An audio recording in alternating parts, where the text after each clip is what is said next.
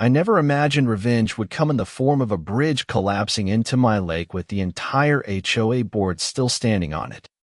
Hi, I'm Eric Dawson.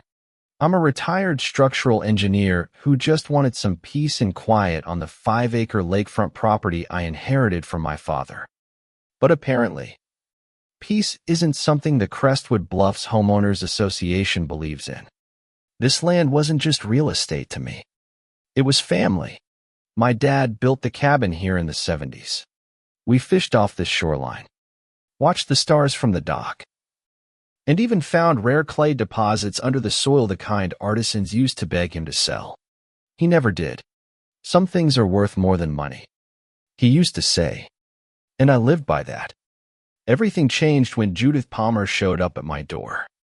5'7", platinum blonde, HOA president, and full-time manipulator. She smiled like a politician but talked like a bulldozer. Said the HOA planned to build a footbridge across my land to connect the subdivision to a new public park. A gift to the community, she called it. I politely declined. I didn't want strangers traipsing across my yard, or construction wrecking the shoreline.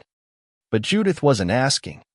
She slid a folder onto my porch and left, heels clicking like a warning shot.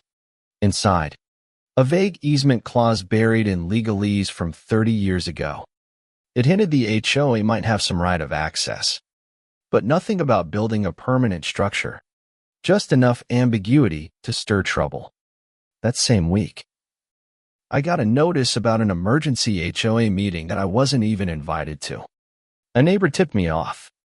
3 days later, a certified letter arrived. The board had voted. Construction would begin in 30 days. No consent required. I called my old Army buddy, Max Ralston, now a real estate lawyer. He looked over the papers and frowned.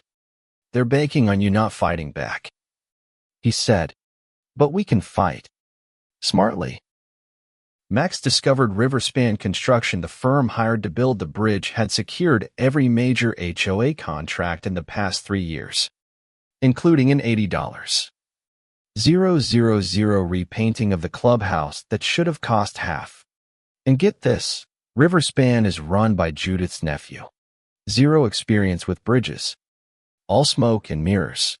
Digging deeper, we found the real reason for the bridge, not park access, but access to the clay deposits under my land. Judith had accessed county property records and knew about the valuable soil. If a bridge connected my property to public land, she could argue for utility access or shoreline excavation under community improvement. Judith didn't want a bridge. She wanted control.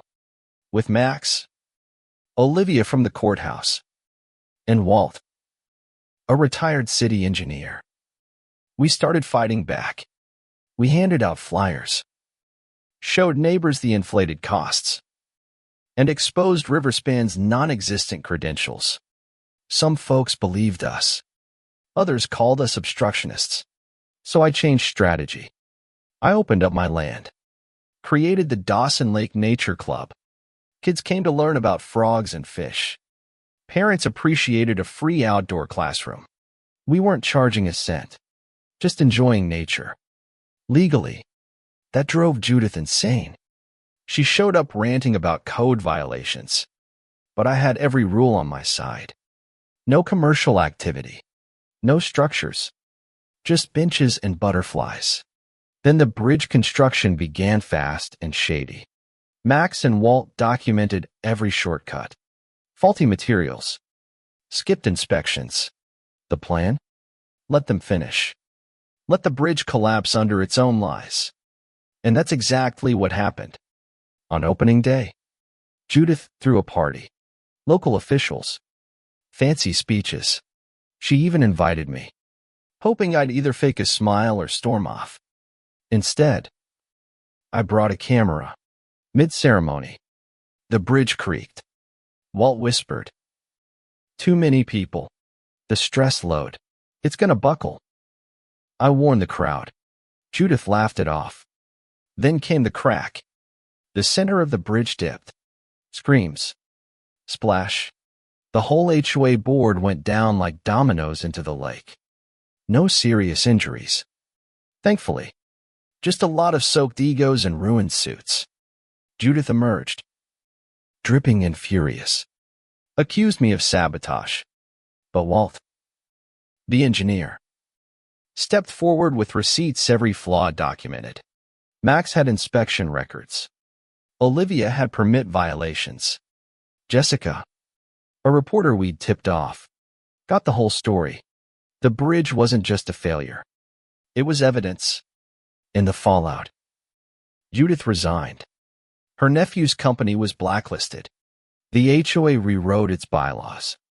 And me? I donated part of the lakefront to a conservation trust. Dawson Lake Nature Club is now permanent. No bridges. Just ducks, kids, and peace. Funny how justice works. Sometimes you don't have to burn the bridge. Just wait while they build it wrong. So, what do you think? Was I petty? Or just protecting my home? Have you ever dealt with a power-tripping HOA? Drop your thoughts in the comments. I read every single one.